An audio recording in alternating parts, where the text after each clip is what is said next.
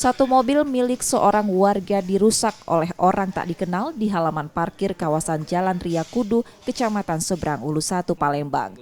Mobil pecah kacanya bagian belakang. Pelaku pengrusakan merupakan pencuri yang akan mencuri barang milik korban. Itu sebelumnya tahu tak apa dia motif uang itu macam mana? Nggak tahu lah. Pelaku tahu tak uang berapa? Pelaku belum tahu, belum nengok CCTV. Kejadiannya jam berapa kak? Kejadian itu mungkin subuh, soalnya kejadian ketahuan itu jam 6 pagi. Korban baru mengetahui mobilnya dirusak setelah diberitahu temannya dan melaporkan kejadian tersebut ke Polrestabes Palembang. Yudi Kiswanto, Kompas TV, Palembang, Sumatera Selatan.